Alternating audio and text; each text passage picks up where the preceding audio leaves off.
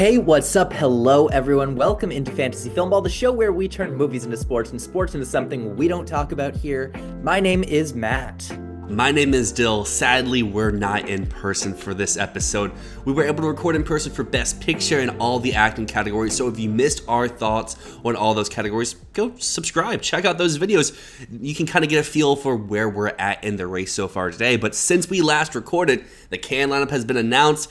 I've seen Ryan Coogler's Sinners, so there's a lot of new things to really talk about inside the Oscar race at large. Yeah, and I mean, let's talk about Sinners, because this has kind of burst onto the scene as a movie that I think everyone was aware of. Everyone knew was coming out, but no one expected to be the 100% on Rotten Tomatoes stunner of the year that everyone seems to be talking about. This movie, my God, this could be Warner Brothers' push. But to me, I mean, I haven't seen the movie yet. Probably by the time this video is up, I will have seen the movie. But my immediate first take is just this needs to make a shitload of money to defy the odds. Horror movies always have the deck stacked against them, especially when it comes to their studio's priorities, right? Because studios like to go with the easy push, and pushing a vampire movie into Best Picture won't be easy for Warner Brothers. They need it to be undeniable that this has to be the movie they push, which means a few things. One Battle After Another has to flop at the box office. And this needs to make Get Out numbers at the minimum, which means $200 million exclusively domestic box office in order for this to be taken as seriously as I think it should be. If it hits that mark of 200 mil, I think One Battle After Another is flopping. I will put this into Best Picture. I've already put it into 5 different tech categories. I think I currently have it for cinematography, score, sound, song, and one more that I'm forgetting. But oh, makeup. That's it, makeup. So that's my 5 that I have for it right now. And I am very close to putting it in for Best Picture. I just need that confirmation that audiences are going to stand behind it and go see the movie. Yeah, I mean, like I said, I've seen the movie so far. We have a full review out here on the channel where I talk about the film with no spoilers, as well as have a little section for my Oscar prospects for the movie. And I really see it going 2 routes. I think it does become Warner's main push, where it grows so much of the box office and it keeps this critically unanimous positive reaction out of it, while the audiences also adore it, because at least at my press screening, the general audience members that were there were hooting, were hollering along with the film throughout. The other avenue I can see it going down is something like we saw in the 2022 season, where Warner Brothers has Elvis, which is their main push that gets their above the line support, and then they have a movie like The Batman, which is never really a player for Best Picture, Best Director, Screenplay, acting, anything like that, but it does get 3 or 4 tech nominations. And for Sinners, I mean, yes, the box office is a big thing with it, but I even think if this film does make the money, there's another hurdle with the movie, just because it's not just horror. It's not just a musical. It's not just a comedy. It's all those things put together. And those are 3 things that the Academy may go after individually, but when they're all put together, there's another roadblock there. And I know Coogler has so much cachet in the industry so far. I mean, every one of his films outside of Fruitvale Station, I think, has gotten at least 1 nomination. So like he's turned out these Oscar prospects in franchise fairs. So this is a solely original film. So this could be the realm for, hey, let's back something like this. I think the box office, at least here domestically, is tracking for like 40 to 50 opening weekend, which is up like 30-40% since it's started, because it started off at like 20 to 30. So it's increasing its projections here domestically. I think the biggest question with this film is, will it be something like Twisters or something like Nope, where it does do well domestically, but internationally it may struggle to really connect on a grander scale, because this is a very American story at the end of the day. It's one I really enjoy. It's just one that I can definitely see international audiences being a little bit slow to catch in the cinema. Interesting. But let's move into these categories, because today we're talking about director, we're talking about casting for the first time. That's going to be very exciting. And we're talking about these screenplay categories. So, starting off with the director lineup, I am still thinking we got a Safdie sweep on our hands. I feel like Marty Supreme is going to run table, and that includes Best Picture, Best Director, and last week, of course, I talked about Best Actor. And later on this episode, I'll talk about Original Screenplay. But at the moment, Marty Supreme is the one that's giving me all of those good vibes. Now, with that said, I'm starting to feel a little bit cautious in some ways. My hypothesis for Marty Supreme depends on it being a festival film. This cannot be a late December premiere where no one has seen it before its release date. You need, with a Best Picture winner, you need some time for the film to build buzz. And if this is not playing at Venice, if this is not playing Telluride, not playing TIFF, they're skipping the fests altogether, as I've started to hear rumors for, I'm going to back the hell off on this film being a sweeper. But on the premise that this is a Venice premiere, a Telluride player, a TIFF and New York player, this is the movie I'm riding with. And everything we've heard about Josh Safdie's vision for this movie is massive. This is a $75 million budget. He is doing something similar to The Wolf of Wall Street, Catch Me If You Can, but with ping pong and the Harlem Globetrotters. It's going to be huge and funny and like nothing we've ever seen before. And that's my whole premise around this being the big winner. And just following that up, I think we have a really close race in all of these above the line categories between Begonia and Marty Supreme. I think Yorgos Lanthimos is right there behind Safdie as that follow up, that runner up, who could, at the very end of the day, sneak that win in. And what I want to see here is what is Yorgos' vision for Begonia? I mean, we saw what a bright, wonderful vision he had for Poor Things, which I don't think that's what either of us envisioned Poor Things to look like when we heard the premise. So my question is, what is Begonia going to look like? What direction is he taking this film in? He is such a visual master, and I need to see just a little taste of what's in store for Yorgos Lanthimos' work. He could easily move up to number one if Marty Supreme is not doing the whole festival circuit like I expect it to. Yeah, I mean, those are two really great picks to have up here at the top. Yorgos is currently my number one, my number two in Best Director. I'm still teetering between which way I really want to go, just because while we do know the majority of the Cannes lineup so far, there is one title that is heavily rumored but is not confirmed or is not done yet. So we really have to see where Die My Love ends up playing out, because if it doesn't go to Cannes, that movie is DOA on arrival, in my opinion. But Begonia is something that obviously was never going to Cannes. It's looking for Venice. Yorgos loves Venice. And my big thing with Begonia is I think there's really like two avenues we can kind of find ourselves with this film, is where this is the continuing of this upward trajectory that Yorgos has with his Academy Fare. The favorite burst onto the scene. We don't really know who this guy is in terms of Academy viewers, I should say. And it connects. It was very strong at the beginning of the season, but as the season continued on, it weakened out and ended up losing Screenplay, where that was the early favorite to win in the category. And the favorite isn't a top two player, but it's still top five.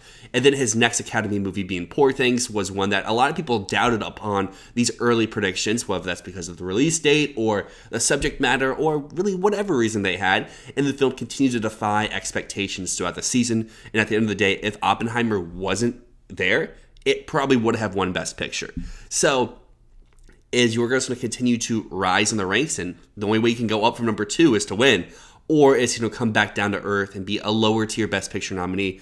Or is this thing just going to be too weird, too out there, like Kinds of Kindness? Or I don't think Kinds of Kindness is a great comparison here. I think, if anything, this would be more like The Lobster or more like Killing of a Sacred Deer, where, yeah, it might be weird, it might not be an all-around player, but I still think it will be in the conversation for at least Screenplay, if this film is not the huge contender that both you and I think it is at this moment. Let's just touch a little bit on Die My Love, which I know currently sits at your number one spot. And I don't know if we're gonna have the can editions by the time that this video comes out, but let's just quickly talk about Lynn Ramsey because, dude, I know that your premise, you're gonna take her out and everything if it's not at Cannes, but I just need you to watch like We Need to Talk About Kevin or something like that, or You Were Never Really Here with Joaquin Phoenix.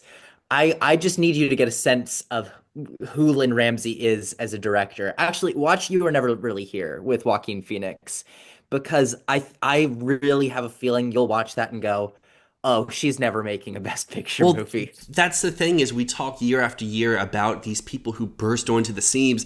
Their previous fare, sometimes it does feel in line with the Academy, but other times you would watch their films and be like, this person's never making an Academy movie. And once they have the right subject matter, the right cast, the right backing behind the movie, they can burst onto the scene. At least looking afar at this moment, Die My Love obviously doesn't have a distributor yet, but it does have the cast and it does have the premise where if this film connects in the correct way, I can definitely see it being a major contender. But like I said, if this sells to like roadside attractions or something, or if it doesn't go to Cannes, then it shoots way far down my projections. But the way I'm envisioning it right now is it goes to Cannes, it wins maybe not the Palm, but a major prize, and then it sells to a distributor that has such a great track record and propels it inside the Academy race. Well, let's dive to your number 3 and 4 slots because you have two films that are in the Cannes Film Festival lineup here, and two films that a lot of people have heard a lot of great buzz about so far.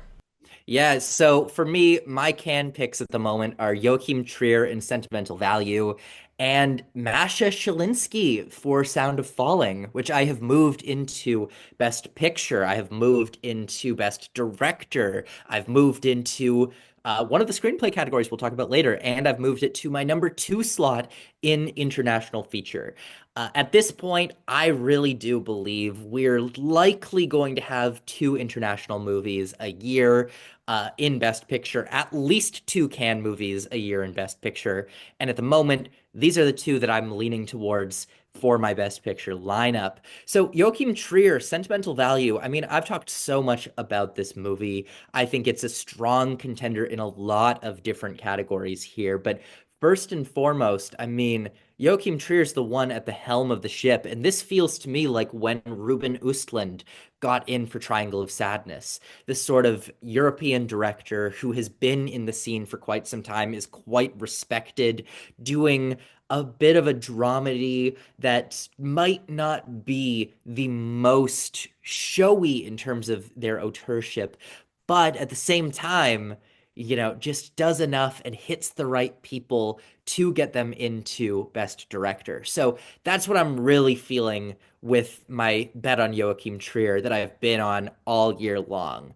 And all I need to see is this win a prize. It doesn't need to win the Palm.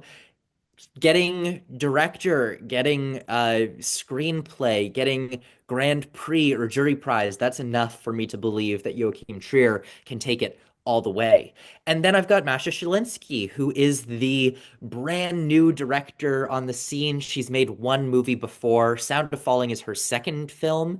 The buzz on this one is spectacular. The buzz is this is a Palm contender. And I usually trust that buzz going into the festival. If I've heard something like that, it's either the Palm or it's the top three. This is Palm, Grand Prix, or Jury Prize. It snags one of those. I am extremely confident in that at this point. And if it takes that, it can get into Best Picture. It can be Germany's submission. It can get into those other categories. So that is my bet on these two at the moment. And rounding out my top five, because I think Frankenstein is going to be such a big below the line player, I'm riding with Guillermo del Toro as my rounding out the top five nominee. But that said, I feel like I could swing in a few different ways. I mean, right on the outside of my top five, I've got Hikari for Rental Family, who I still think Rental Family is going to be a big, big thing, even with the rumors that possibly Is This Thing On could come out this year. I still think Rental Family is the contender. And then, I mean, John M. Chu, Wicked for Good. There's the whole narrative of he led this two-film saga to be something so much more than what people expected it to be. And it could be possible that he gets a directing nomination as sort of a praise for the achievement of the series as a whole. But yeah, that's sort of rounding out the top seven there. What do you think about some of those picks, Dill? Would you swap any in, swap any out? Yeah, no, I really like the films and the directors that you've mentioned so far. I think John M. Chu is one that if this movie really connects, and I know there's a lot of people out there in the comments as well in the award space at large that really wants Wicked for Good to be a top two, type three, type B contender. And if Wicked is this Best Picture potential winner, then yeah, John M. Chu definitely will come along. But I think what we saw with Avatar: The Way of Water is you can one up the previous film, you can up the stakes, you can up the creative direction, and still it's not enough to even really be in the conversation. James Cameron got a Globes nomination, but he missed a BAFTA long list, and I feel like the same thing could happen for Chu here, especially after he did not even get the nomination for the first one. So like maybe it works in reverse where he misses for the first and gets in for the second, but like Denis Villeneuve proved that if you miss for the first, you'll probably miss for the second, even if the film is as good or as beloved as the first one is. So it's one I definitely will keep in the top 10, but until I see him getting like every precursor, I'm gonna be very hesitant to put him in my five. And even if he gets every precursor, he could easily be that director we see year after year ends up missing the nomination. You have two Cannes films in your Best Picture lineup. Another one I would propose here in Best Director is Ari Aster for Eddington, going back from our Best Picture video. This is one that I just heard so much great buzz about. It's another director who has so much conversation around him every single time, and the fact that his film is going to Cannes in competition means even if this isn't the most beloved movie, I think it could play something like Triangle of Sadness. I know that did win the Palm, but even if this does not win the Palm, where it's just the most talked about film for months on end, my biggest drawback with Eddington at the moment is the fact that seemingly they're sticking to the summer release date. Because like Honora last year, they said it was coming out in the summer, but once it won the Palm, they pushed it. But Honora didn't put out a teaser trailer before the festival. Eddington did, and that trailer still says it's summer release date. So for me, that's the biggest hesitation roadblock here. We've seen summer movies, we've seen movies outside the Oscar window get those nominations, but it's a lot harder for them to be the top of the top and keep that buzz year round, just because you'll peak in like July, August, right before TIFF, Venice. And then once TIFF and Venice come in, they kind of take a lot of that buzz. And then it's like, do you keep it through then? Or do you kind of fall down the cracks a little bit? So one thing I'm noticing in your lineup here, I mean, you've got Ari Aster and Eddington, you've got Lynn Ramsey, Die My Love, and that's two films that you believe are going to Cannes because obviously we have confirmation Eddington is at Cannes, and we think it's possible Die My Love goes. Do you really think that it's likely that the Cannes representation in Best Director are both English language films with American Hollywood cast? Because frankly, we have seen year after year when there's Cannes directors in Best Director, usually at least one of them is for a non-English language film. Yeah, that's completely fair. And it's for me, it's more so waiting to see what that film is. I feel more confident in these than trying to predict what the other one is. But I mean, we go to last year, we had three Cannes movies, and two of them were Hollywood cast, English language cast. And then the other one that was the international speaking film was still a largely English language cast, just speaking another language of Amelia Perez. That is true. That is very true. And granted, I will hang my hat up and say, uh, you were definitely much closer to being right on Eddington than I was. Obviously, we've still yet to see where Eddington lands, but I think in our first Best Picture video, I had it in my 50 range, and you had it top 10, and I now have it in my top 20. The way I'm feeling about Eddington now is I think this is A24's number two player this year. And I know you're still disagreeing with that, but I really feel like Eddington is the whale to Marty Supreme's Everything Ever All at Once. It is the past lives to Marty Supreme's Zone of Interest. It is the Sing Sing to Marty Supreme's The Brutalist. So that's where I'm feeling with Eddington at the moment. And obviously, all of those movies mentioned were at least top 15, if not top 10 at the end of the year. So if So if Eddington really is even just the number two contender, we have to take it seriously as a potential for a Best Picture nomination. However, one thing that's always a little bit of a trap that people fall into at Cannes is people predict the American movies for prizes because they know the American movies much more than the international fare. And it's very rare that all of the American movies that go to Cannes end up winning prizes. At the moment, I do think Eddington wins a prize just based on my gut feeling of, if a filmmaker like Ari Aster is in Cannes, it means something. It means that this is a cut above what he's done before. It's unique in some way. I do think it's likely to win a prize. That said, outside of the top 10, outside of the top five, I've got a few. I noticed that you still have One Battle After Another in your top five here. Well, I've dropped it all the way down to my top 10. And let's just talk about that very briefly, because at the moment, where I'm landing with One Battle After Another is this is going to flop at the box office. I really think this is going to make sub 50 million domestic total. That's going to kill this movie at the end of the day.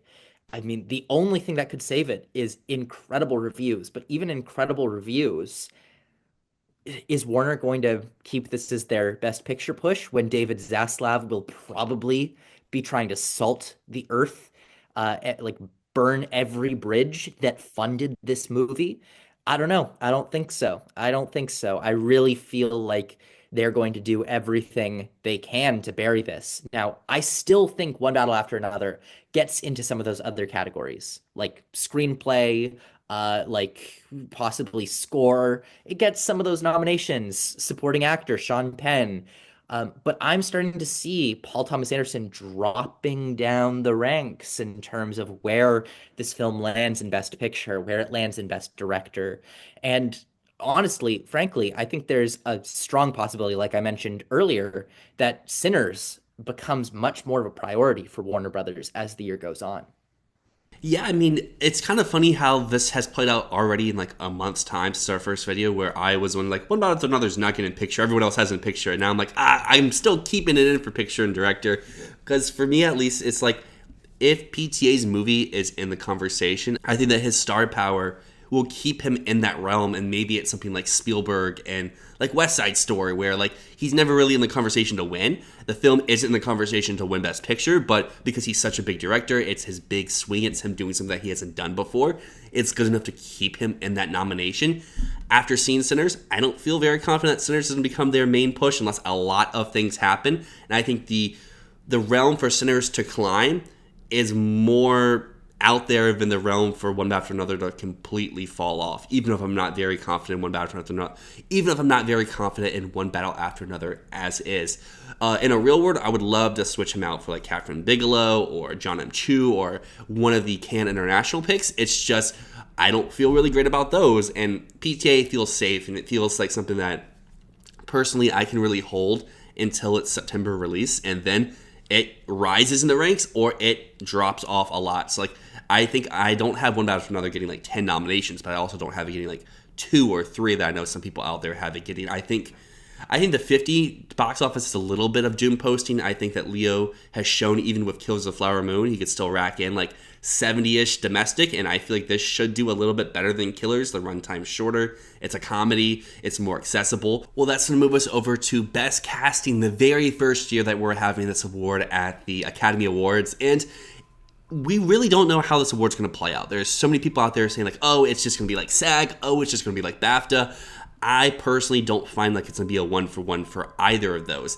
Casting does have its own specific guild. You go look at the guilds page, though, they have like 8 or 9 awards. Every category is split up by budget and genre, so that's not going to be a really great comparable either, because if you go look at that guild compared to SAG or BAFTA, it does not line up one for one. What I personally think this category is going to be a mix of acting award winners, large ensembles, and I think it's going to have a lot of films that have multiple acting nominations. I don't think this is going to be like editing, which a lot of people are saying, which is going to be 5 for 5 Best Picture overlap. I think that if you have a very strong acting performance, regardless if it's lead or supporting, you probably find your way in here. But if you also have a cast of like 10 to 15 actors that are all specifically casted for specific roles, I think that will work in its favor as well. So currently, and I know a lot of people probably won't like this, but I think we both have the same number one.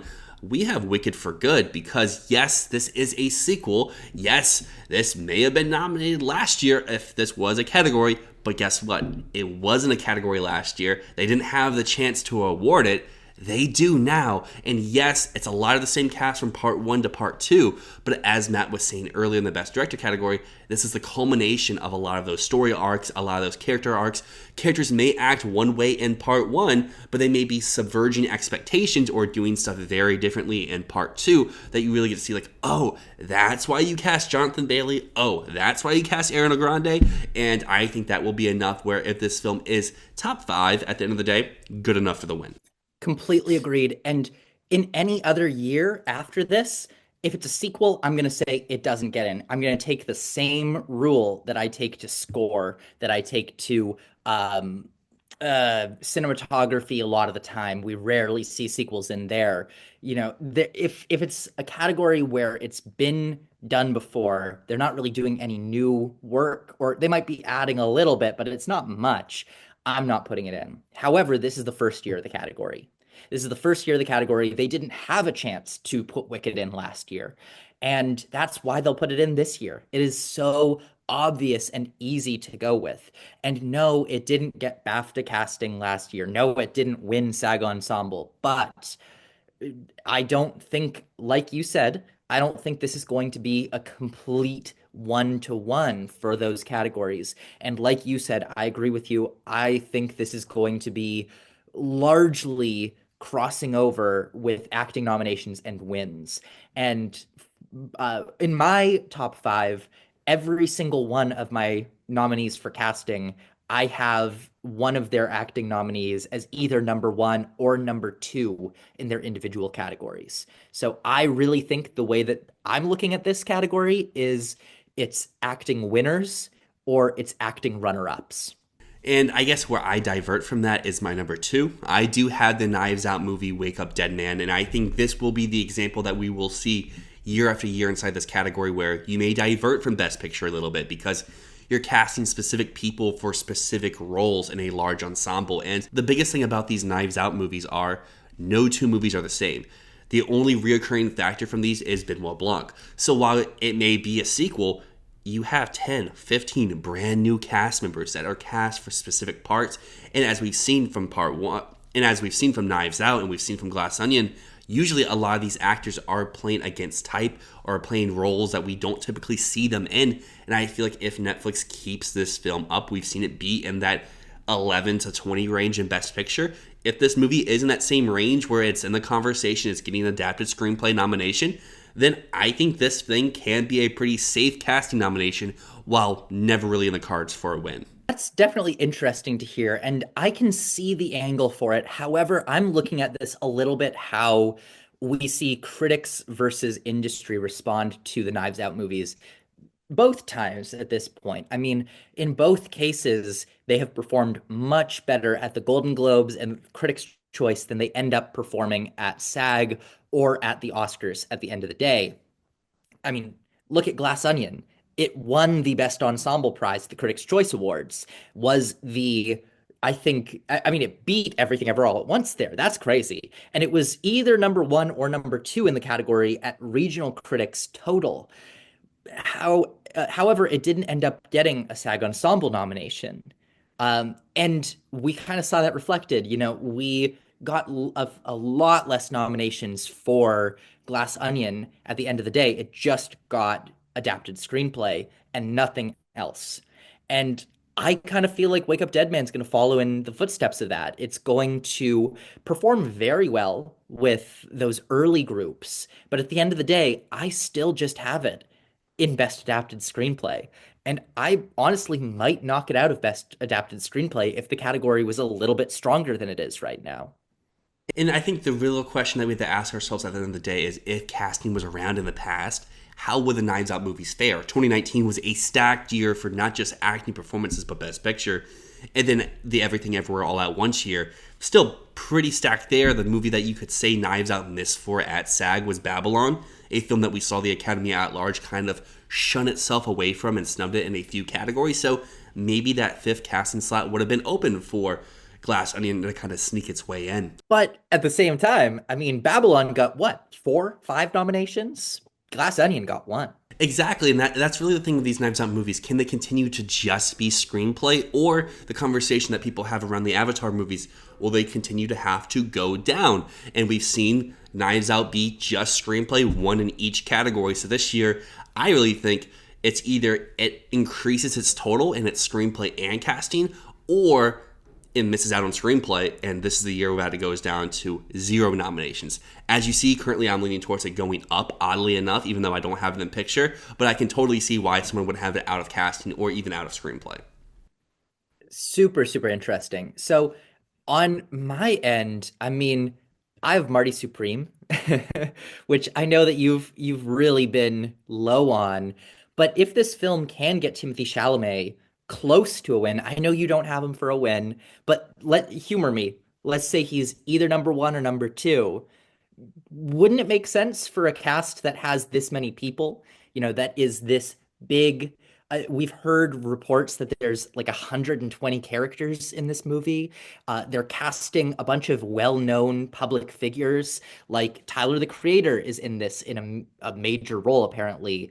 There's business people, there's rappers, there's athletes who are showing up in roles not as themselves, but as characters in the film. Do you not see a contender with a cast that big and with acting contenders potentially in multiple categories being a strong contender for casting? Because I see you've got it all the way down at number 10 here. Yeah, I may not be as high on it as you are, but I also don't think I'm a Marty Supreme hater. I still have it getting 3 or 4 Oscar nominations at the end of the day, so I still think it will be in the realm of the conversation. It's just I'm currently on the Eddington train, and that's where a lot of my support in that department is going. But I can totally see them coexisting or Marty surpassing at the end of the season if, like I said before, Eddington kind of fizzles out if it keeps this summer release date. For me, the biggest thing with Marty Supreme is it while it does have Timmy, everyone else kind of sounds like it's going to be a cameo or they're in like 1 or 2 scenes. And will that be enough for a cast and be like, oh yeah, it was really cool seeing Penn and Teller, but they were in one moment, or it was really cool to see Tyler the Creator, but he was in like 2 or 3 scenes. And that same thing can kind of apply to the Academy. Is the Academy going to know who all these rappers and all these young social media stars are? Maybe, maybe not. And it's one where I can totally see it happening. I just feel stronger with my 5 at the moment because, similar to you, the rest of my top 5 are people who I do think are winning an acting prize. I have Begonia for Jesse Plemons, I have Die My Love for Jennifer Lawrence, and I have Jay Kelly for Adam Sandler.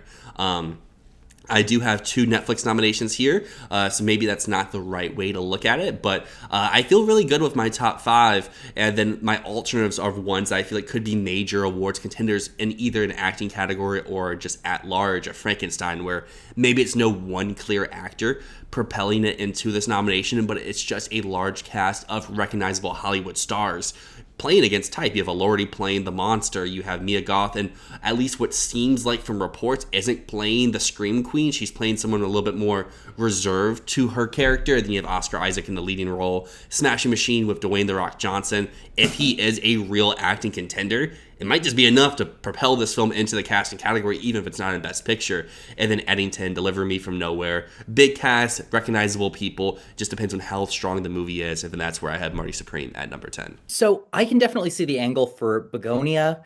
The one thing that has me a little bit cautious on that one is it's a really small cast. For the most part, it's 3 people in a basement, and 2 of those 3 people are Yorgos Lanthimos' favorites already. Mm-hmm. They've been in Yorgos movies before. Is it really an achievement in casting to say, oh, we're just gonna fucking put Emma Stone in another fucking Yorgos Lanthimos movie?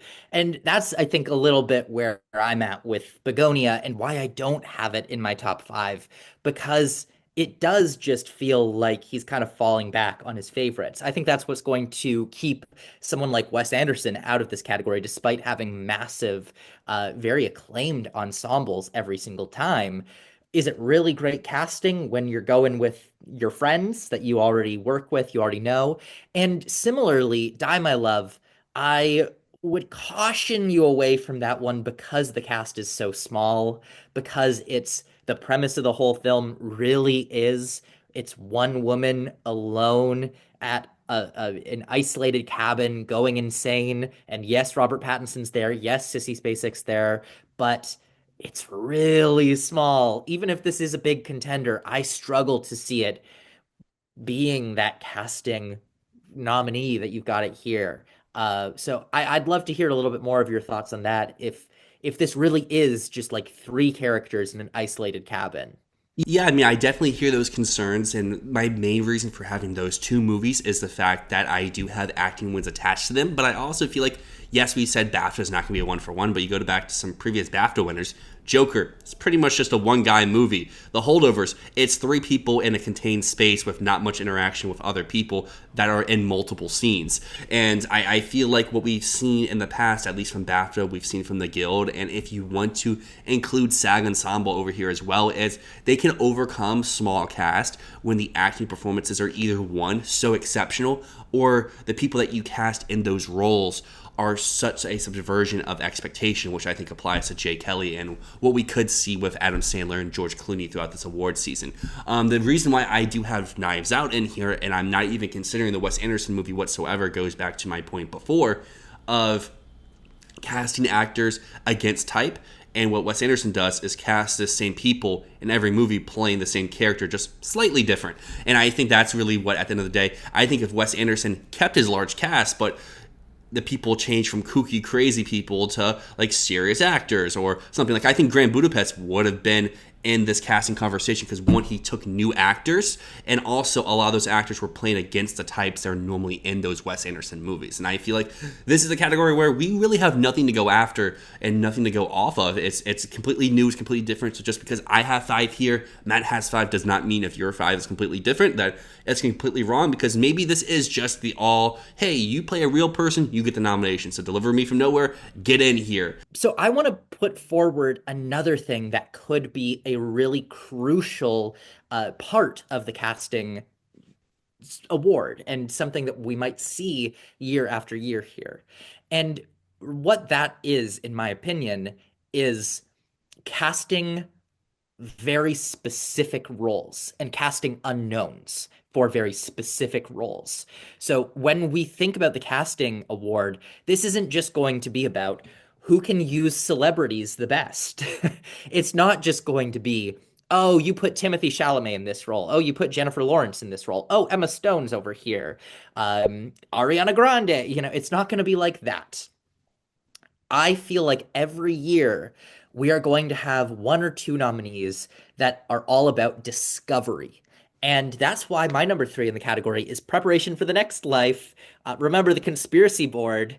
That's a movie that has cast literally every actor except for one is a complete unknown, has not done anything before, and the roles are incredibly specific. It's not just casting a random young actor. This is casting someone who has to fill a very specific role in terms of ethnicity. This is it. They have to find a young Uyghur woman who can be exactly what this role requires, who can pull off the emotional intensity of this role. Someone in their early 20s has to play that part. And you have to cast so many other characters to fill out this world that are coming from all of these different places that can fit into New York, that can fit into Western China. I really think this is going to be seen as a massive achievement in casting, even if the film's not a Best Actress winner the way that I kind of think it could be. I really do feel like the achievement of putting this cast together, filling those roles, is going to be lauded. And very similarly, Rental Family, I think, has a big argument for it in the fact that you have to figure out how to blend East and West. This is a film starring Brendan Fraser, set in Japan. Brendan Fraser playing an out-of-work actor who moves to Japan and takes on jobs working for lonely Japanese people, playing their family members. And that could be a really interesting narrative, not just casting Brendan Fraser to fit into this setting, but also casting all of these Japanese actors to fit opposite Brendan Fraser. there's a really great opportunity here for casting, in my opinion. So I really do think that those two films have a really strong um, have a really strong narrative for casting, just in terms of mixing the unknowns with the well-knowns. Let's move into original screenplay, where I believe that all five of your nominees here you do have in the Best Picture category. I actually don't. Jay Kelly is the Ooh. one that I have on the outside at the moment. And I did have before putting Sound Falling in After the Hunt. So I had 3 out of 5 crossover. But I feel really strong. Marty Supreme, number one. Number one, Marty Supreme. I mean, like I keep saying, it's sweeping, it's sweeping, it's sweeping. I don't need to focus too much on Marty Supreme, right? It's a big movie with a lot of characters. It's going to be funny. It's going to be energetic. And it's going to be really unique and different. And I think unique and different is what we typically see out of these screenplay winners, especially in the original screenplay category. So let's talk about those other movies here instead of dwelling on Marty Supreme again. Got Sentimental Value at my number 2 spot. This one sounds so Beatty in terms of the story, in terms of the way the plot goes, the characters, the blending between the Hollywood and the Norwegian setting here. It sounds really fun. It sounds really funny. And look, Worst Person in the World, it got a screenplay nomination a few years ago. I don't see why Sentimental Value can't do the same, especially because I do think this is going to be a much bigger contender across the board. There's also Rental Family, which from everything I've heard, has a lovely, delightful screenplay. It is just incredibly entertaining, incredibly bright and fun to watch. And it's sweet and emotional. And those sweet, emotional movies really do get in here. However, of course, I mean, there's the rumor, is this thing on, could be moving into this year. I still don't believe it. I don't believe Bradley Cooper's going to finish it for this year. But if it does move into this year, maybe I'd have to consider putting it in. But I'm not considering this a Best Picture movie. And of course, Jay Kelly, Noah Baumbach. Even if I don't have this in Best Picture, I currently have it as my number 11 at the moment. Jay Kelly is one that's strong for a screenplay nomination. It's strong for acting. At minimum, I see this being a real pain in terms of screenplay, supporting actor, and I would add supporting actress to that as well, with a possible addition of Best Actor for George Clooney and maybe Best Picture. I think it's going to be teetering on the edge all year long. And the last nominee I have here, Sound of Falling. A lot of the time when we see these international films come into Best Picture, they also get into Best Screenplay. I mean, even Zone of Interest, which I feel like barely had a screenplay, got into Best Adapted Screenplay that year. So Sound of Falling, I feel like we should have it here, barring some sort of craziness like I'm Still Here, where it gets in at the very last moment and can't, for some reason, get screenplay or director support. Yeah, I would agree on Sound of Fallen. If it's in picture, if it's in director, it's probably getting screenplay as well. I think the main reason why Zone of Interest got that nomination was the power of adaptation, of how much they change and adjusted for its on-screen portrayal. We've had that conversation a lot of times. In terms of my five comparing to yours, there is a little bit of difference just because of how we have our films stacking up in the Best Picture race. I do have Eddington getting this nomination. It's currently my number one. That will all change within Ari the next Aster month. winning. Hey, I mean, you can point to countless people over the last decade where if you said that at this time of the year, you'd be crazy. I'm pretty sure I did that to you with Daniels at the very, very beginning of the season. Just the difference there is you had seen Everything Everywhere All at Once at that point. I had not. So I guess the rest of the thing here, I do believe Is This Thing On is coming this year, and I think the recent report of the fact that it's wrapped filming encourages that statement more. And then I also do have Jay Kelly. I also do have Marty Supreme for all the reasons that you said above. And I still do have After the Hunt in my top five. I think that if Julia Roberts and or Andrew Garfield's coming along, the script kind of has to too. I feel like the script would not be the first thing to fall between those three. I think that if one of those was going to fall, obviously haven't seen the movie, but at least of what we've heard about the movie, what we've heard about the script, to me, the first thing to drop off would be Garfield, then would be Roberts, then would be the screenplay. But again, haven't seen the movie. I do feel like you're underestimating Sinners a little bit, man. I feel like Sinners being so far down that list. Actually, I mean, you've got it at number nine. I That's not mean, bad. I don't want to play the card. I'm the one who's seen the movie, but I That mean, is like, true. You have seen the but I mean, movie. like, screenplay would be the last thing that this film would get nominated for, in my opinion. Really This is not a screenplay interesting. movie. This is Okay, a directing movie. This is a craft movie. It's a vibes movie. that's interesting to hear. Okay, definitely. I'll take that into consideration. But let's move to the last category, adapted screenplay. Yeah, for adapted screenplay, I mean, again, here, no international movies, but I do have some can representation, and I don't feel great about my lineup here. Like I said, I'm keeping one battle after another in a lot of my categories at this moment, just because I don't want to jump off ship too soon, even if I see the warning flags, the red flags. I do believe that Warner is going to push something. I've seen Sinners. I feel like there is a path, but I want to wait until that path happens just because that path seems very hard to accumulate the way that it really needs to. So that's why I still have one battle after another at my number five. However, I do have Begonia at my number one. I feel like a lot of the things that we talked about on this channel so far about the film, it's Yorgos. While he's not writing it, he's still going to add some sensibilities to it. Will Tracy is penning the script. We've seen him do great work in the past. We've seen him do The Menu. We've seen him do work on Succession, and even to your point, his stuff with The Onion. He has a lot of stuff that seems right for this material.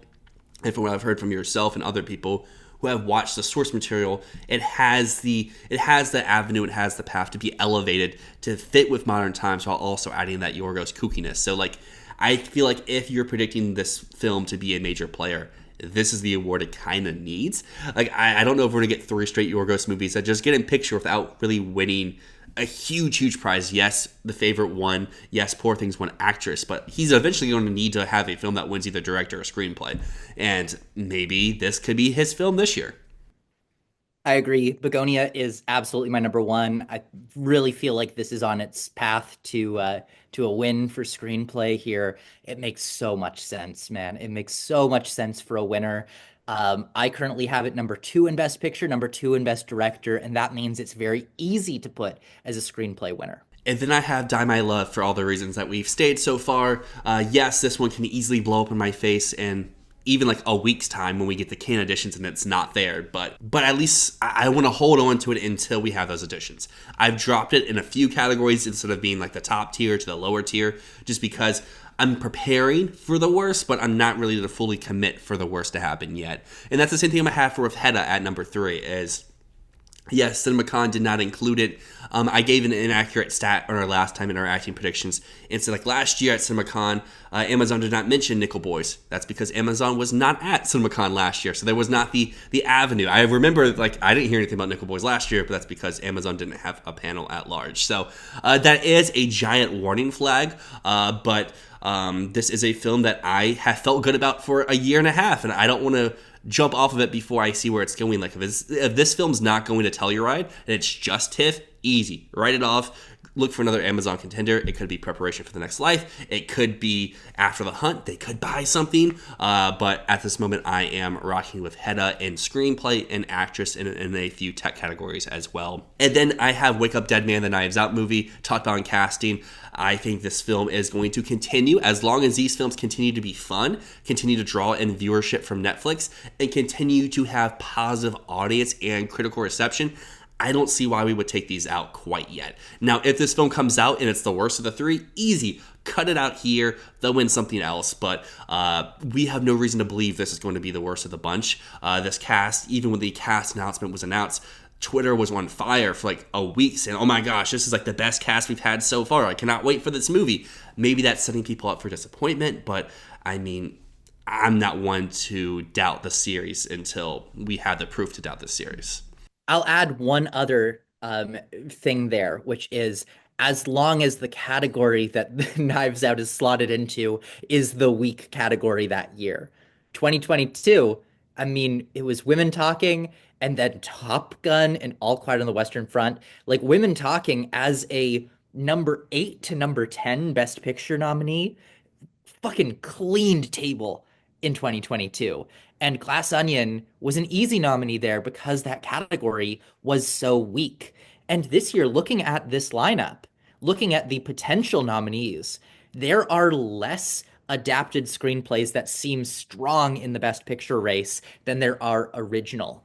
Every year we have one strong screenplay category and one slightly weaker category. This is the slightly weaker category. And as long as a Knives Out movie releases in a year where adapted is the slightly weaker category, a Knives Out movie will be nominated in that category. So I'll just add to your one battle after another point because it's funny that I'm less confident in the PTA movie, but you have it at number 5 here, and I have it all the way up at number 3. And the reason for that is in the past, we have seen Paul Thomas Anderson flop hard. Inherent Vice was a bit of a financial gamble that performed poorly both at the box office and with critics. It didn't perform negatively with critics, but it wasn't as well received as his earlier films. It wasn't The Master. It wasn't There Will Be Blood. That still got in for costumes and it still got in for adapted screenplay. And I feel like no matter what, even if this movie is a big flop, screenplay is easy for it, especially in a category as thin as this. Begonia and frankly, Preparation for the Next Life, which everyone's going to look at me and go, uh. But those are the only two that feel really, really powerful in screenplay here. Even looking at Frankenstein, which I think is a massive contender all over the place below the line, that's a movie that, like you said with Sinners, doesn't feel like a screenplay movie. It doesn't feel like a screenplay movie in the same way that All Quiet on the Western Front or Top Gun Maverick didn't feel like screenplay movies. It is a tech contender first and foremost that I think gets into screenplay based on a very weak year for the category. So at the moment, that's kind of where I land. Again, Preparation for the Next Life. You've got Hedda. I'm riding with Preparation. I think this is going to be a powerful movie from a Pulitzer Prize winning playwright as the screenwriter with really great themes, a director that's going to bring it to life in a very interesting way. I am excited for this one. I'm really excited. I think it's going to be good. And I think Bing Liu has what it takes to bring this to the next level. And again, the playwright who's doing this is really a great writer. So everything, green flags all over the place for me. And I hope to see people, especially you, Dill. I hope to see it pop up in some, not top fives. I want to see it in top 15s. It's not even in your top 15 right now. That hurts my soul, man. Well, that has brought us to the conclusion of this Best Director, Casting, and Screenplay video. I want to thank you so much for made it this far. I am feeling super under the weather, so it was fun to talk awards, but I definitely probably sounded crazy or out of breath at multiple occasions. Go take a nap, dude. You just... I gotta yearn for the mines. I got a Minecraft screening here in about an hour. Dude, enjoy Minecraft. Are you gonna chicken jockey it up? I purposely went to a stream that no one's at, so hopefully there's no chicken jockey fans here. Fun. Dude, the only reason I enjoyed myself at Minecraft is because of a crowd of teenagers cheering at every single line. It was fun. And if you have made it this far, consider dropping a like, a subscription. Let us know your predictions down below because we have some fun things coming up here on the channel. We have our summer box office predictions. Matt is going to the Cannes Film Festival, so he'll be able to see a lot of these movies we talked about here today and get full breakdowns in terms of the movie's quality as well as its awards prospects. I'm going to prove you wrong on sentimental value. I promise you. But anyways, thank you so much for watching, everyone. As always, my name is Matt. My name is Dill, and this has been Fantasy Filmball.